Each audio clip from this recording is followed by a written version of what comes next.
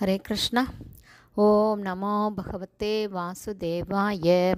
नारायणं नमस्कृत्यं नरं चैव नरोत्तमं देवीं सरस्वतीं व्यासं ततो जयम् उदीरयेत्। नष्टप्रायेषु अभद्रेषु नित्यं भागवत सेवयां भगवती उत्तमश्लोके भक्तिर्भवति नैष्टकी।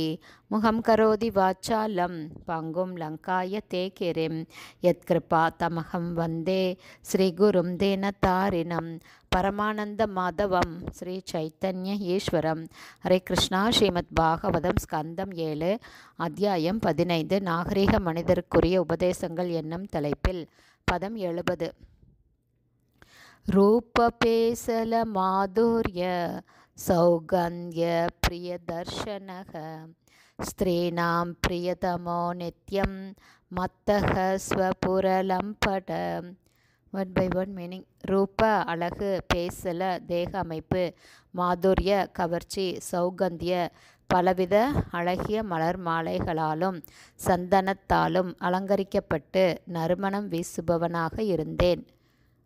பிரியதர்ஷன காண்பதற்கு மிகவும் அழகாக இருந்தேன். ஸ்திரீனாம் பெண்களின் பிரியதம இயற்கையாகவே கவரப்பட்டவனாய், நித்தியம் தினமும் மத்தக பித்து பிடித்தவன் போல கர்வம் கொண்டு ஸ்வபுர அவனது சொந்த நகரில் லம்பட காம இச்சையின் காரணத்தால் பெண்களிடம் மிகவும் பற்று கொண்டவனாக. டிரான்ஸ்லேஷன். எனக்கு அழகிய முகமும் இனிமையும் கவர்ச்சியும் நிறைந்த தேக அம்சங்களும் இருந்தது.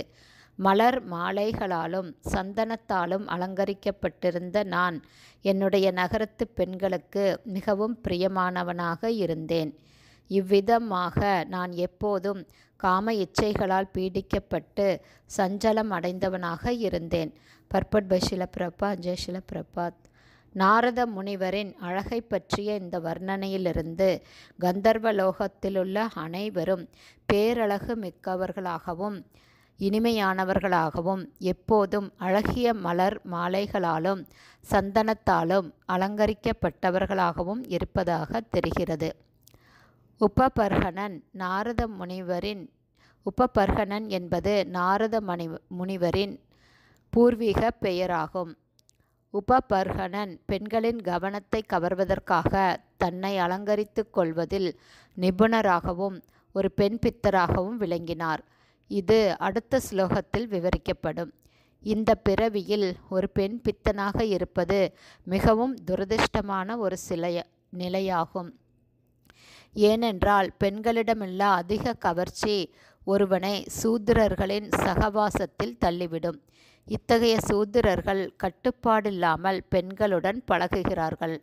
இந்த கலியுகத்து மக்கள் சூத்திரர்களின் மனநிலை உள்ளவர்களாக இருப்பதால் மந்தா சுமந்த மதய என்று பாகவதம் கூறுகிறது. இவர்கள் அறிவில் குறைந்தவர்கள் என்று பாகவதம் கூறுகிறது. இவ்வாறு பெண்களுடன் தாராளமாக பழகுவது இந்த கலியுகத்தில் மேலோங்கி இருக்கிறது. பிராமணர், சத்திரியர், வைஷ்யர் ஆகிய உயர்ந்த பிரிவினர்களுக்கிடையில் பெண்களுடன் தாராளமாக பழகுவதற்கு வாய்ப்பில்லை. ஆனால் சூத்திரர்களின் சமூகத்தில் இத்தகைய கலப்பிற்கு அதிக வாய்ப்புள்ளது. இந்த கலியுகத்தில் வேத பண்பாடு கற்பிக்கப்படுவதில்லை என்பதால் அனைவரும் வான்மீக வாழ்வில் பயிற்சி பெறாதவர்களாகவே இருக்கிறார்கள். எனவே கலியுகத்தில் அனைவரும் சூத்திரர்களாகவே கருதப்பட வேண்டும். அசுத்தாக சூத்திர கல்பாகி பிராமணாக கலிசம்பவா என்று வேதம் கூறுகிறது.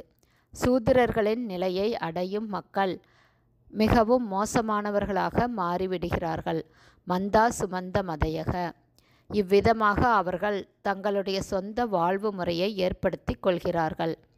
இதன் விளைவாக இவர்கள் படிப்படியாக துரதிர்ஷ்டசாலிகளாக மாறி மந்தபாக்யா அதாவது பாக்கியமில்லாதவர்களாக மாறி பல்வேறு சூழ்நிலைகளால் எப்போதும் தொல்லைக்கு உள்ளாகின்றனர். ஹரே கிருஷ்ணா. ஸ்ரீமத் பாகவதம் ஸ்கந்தம் 7 அத்தியாயம் 15 நாகரிக மனிதருக்குரிய உபதேசங்கள் என்னும் தலைப்பில் பதம் 70 ஸ்ரீல பக்திவேதாந்த சுவாமி பிரபுபாதாவின் விளக்க உரை இத்துடன் நிறைவடைந்தது. ஹரே கிருஷ்ணா. ஸ்ரீல குருதேவுக்கு ஜெய்.